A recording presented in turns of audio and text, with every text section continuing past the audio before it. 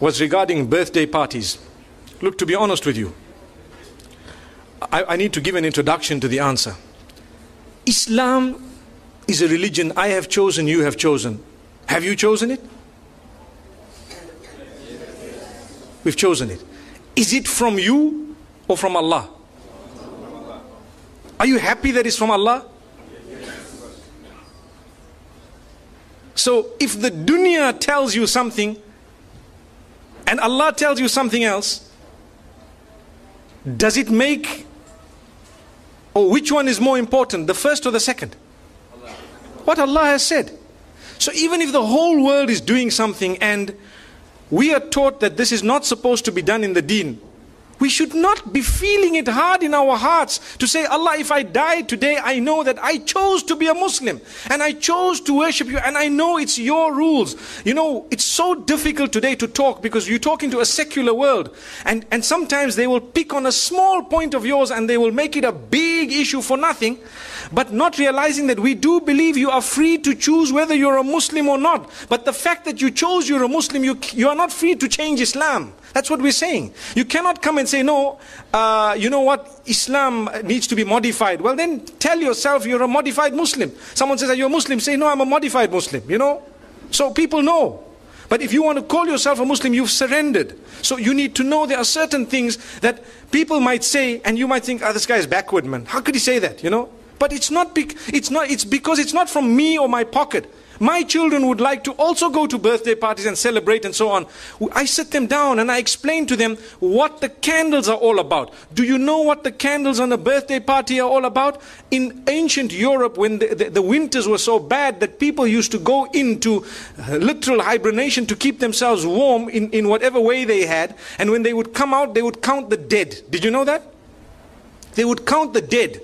And in order to celebrate the fact that those who are alive have passed through the winter and survived and fought nature, which means nature came to kill us in the form of cold, and because we fought nature and we stayed alive, now we need to defy it by blowing out candles. So they would put how many ever candles of their age and blow them out to show we can defy it.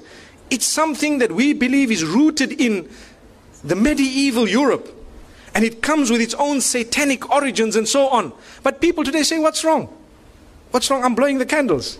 But you don't realize it's like an act of worship of the pagans. And we're saying, you know, and people have made it a culture and a tradition. The same applies to so many other things. You know, like Valentine's and so on. People start saying, but what's wrong? How come these people, you know, you're not allowed to show your love? Well, to be honest, we are being fooled by believing that, you know what, you need to celebrate the fact that you're 1 year older by throwing a big party, everyone must come, but you don't know that now you're closer to your grave, for example. Or there are more responsibilities on your shoulder. I'm not saying that when your age turns, that you must not make dua to Allah, Ya Allah grant me a good age and so on. But firstly, we have a Hijri calendar.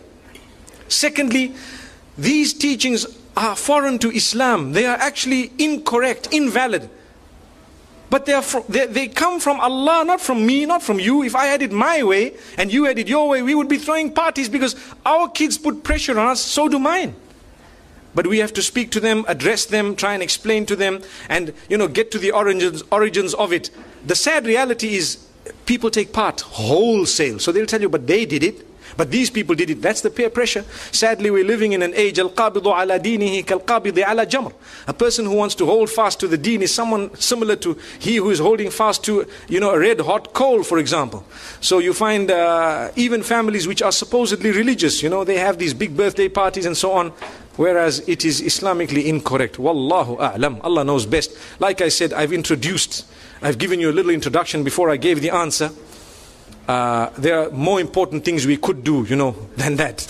And we could have, you know, we could throw a party on a different occasion altogether in order to celebrate other things than to do it the pagan way.